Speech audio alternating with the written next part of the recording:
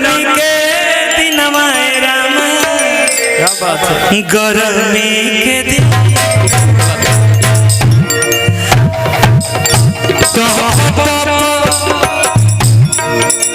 चुहता पसीना राम, गरमी के दिनवा टप टप चुहता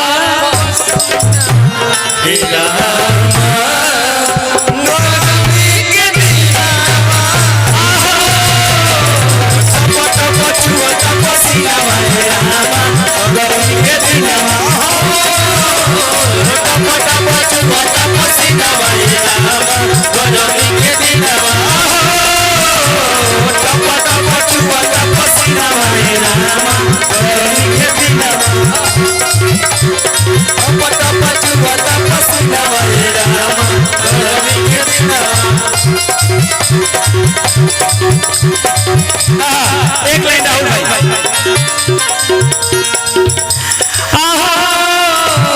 टप टप चुहता पसीना राम, गरमी के दिनवा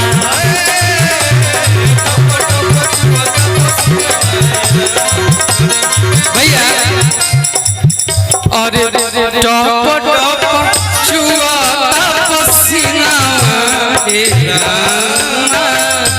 गरमी के दिनवा टप टप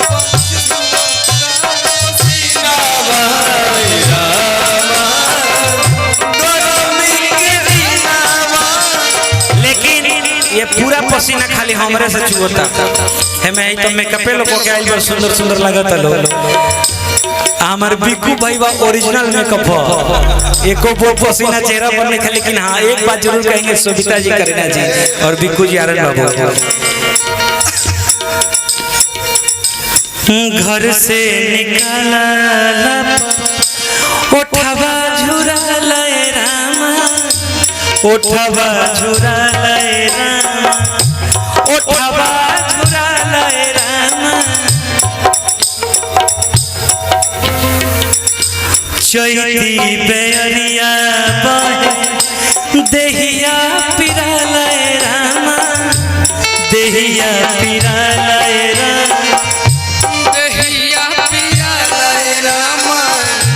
अच्छा ये मानते हैं ना कि पारंपरिक गीत का ट्यून बड़ा अच्छा होता है। तू लोग तो अपने इतना हिट कइले बड़े लोग गा कि चैत महीनवा हो रामा, अरे चैत महीना,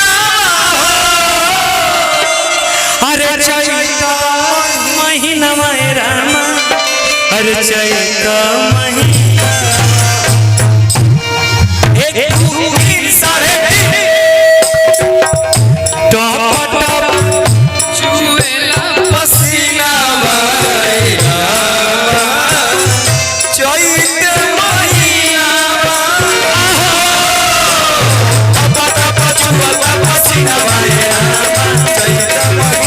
अब इसी के साथ एक और क्षमा समर्पित करते हैं आप सबके नाम।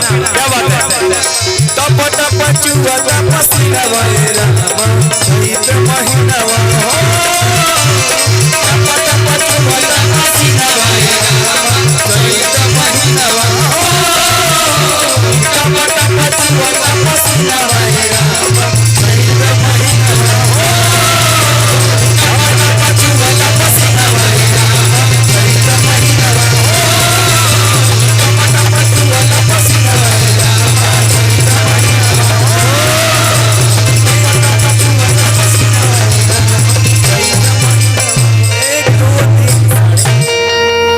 खत्म तक तो अभी चारे पता ना चलो खत्म भइल था ना, गच्चा हो गया।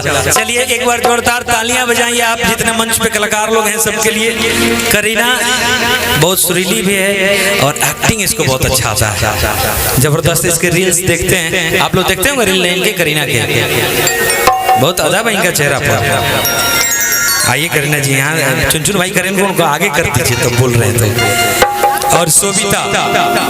एक दिन मैंने मंच के पीछे में करीना के कान में बोल दिया था कि सोबिता कहीं कहीं तुम बहुत अच्छा गा देती हो। ये कह रही कि हमारा बड़ाई नहीं कर रहे हैं आप, सोबिता का बड़ाई कर रहे हैं, लेकिन दोनों आप अच्छे बहुत अच्छी जोड़ी है। भगवान आप लोग को तरक्की दें ऐसे और बहुत अच्छे। देखो सबसे बड़ी बात है अच्छे गानों से हिट करना, हिट तो सब लोग कर जाते हैं, लेकिन अच्छे गानों के साथ अच्छे प्रोफाइल के साथ हिट करना ये बड़ा मुश्किल।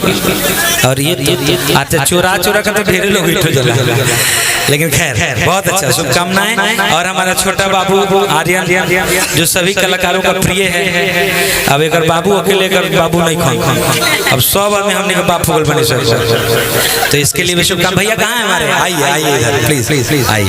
ये आर्यन के पिताजी हैं और हम लोग के भैया हैं, मित्र हैं। ये हमको भैया बोलते हैं, हम इनको भैया बोलते हैं। और ये है बिक्कू बाबू। रास्ता में एक जगह पुलिस गाड़ी चेक करता रास्ता में परसा में गाड़ी पुलिस चेक कर रही थी, तो जैसे ही करा के पुलिस लोग देखला से तो चेकिंग वाला काम तो करते रहला अपन जन करे के बाद कहलस कि अच्छा रे बिक्कू बाबू वो जो प्यार मचिन के प्यार मोहब्बत वाला गाना जो उनके साथ करते हुए क्या? जय आपको कौन नहीं जानता? आइयो भाई हमरा के जवान पास कर हम कुछ कहता हम आपके मतलब गाड़ी देख के प्रणाम करे खातिर ये चलते ना उतरनी है कि गाड़ी चेक करत रहे तो हमारे में बैठल जरूरी नहीं। देखिए ये तो हंसी मजाक की बात है, लेकिन बिक्कू से हमारा पारिवारिक संबंध है, हमारा छोटा भाई है और निश्चित तौर पे आप सभी कलाकारों को प्रिय है। और इतने कम दिन में जितना आपने तरक्की किया है राहुल बाबू, ये तो काबिल तारीफ है। और बिक्कू के लिए शुभकामनाएं हम सभी की तरफ से। और ये जितने आर्टिस्ट आज और कल अंकुश राजा आएंगे, दोनों बहुत बड़े अच्छे कलाकार हैं, बड़े कलाकार हैं। इन सबको इकट्ठा करना और अपने गीतों से लोगों के आंख में कभी आंसू ला देना, कभी चेहरे पे खुशी ला देना, ये राहुल पांडे ही कर सकते हैं। राहुल पांडे के लिए जोरदार तालियां मेरे भाई के लिए। और राहुल पांडे सिर्फ एक सिंगर, एक इमोशन क्रिएटर नहीं है, एक बहुत अच्छे प्लेयर भी है, स्पोर्ट्समैन है। कलकत्ती का कहे के बात ओके अच्छा अंकुश राजा हैं और निशा उपाध्याय जी हैं और भी कई कलाकार हैं। तो भाई कल आप लोग ज्यादा संख्या में आइए, ससुराल के भी लोग होके तो वो लोग खबर कर दिया लो कल और बड़ा प्रोग्राम होके अला बाटे, ओकरा दिन अगला दिन और अच्छा प्रोग्राम हो, बुला ली हेलो। और स्पेशली साड़ू भाई को जरूर बुला लीजिएगा अपन में आप लोग, खाल का कैमरामैन लोग को कहता नहीं साड़ू रोल लेके आई है ना, आइए सम्मान कार्यक्रम करिए। बहुत बहुत धन्यवाद।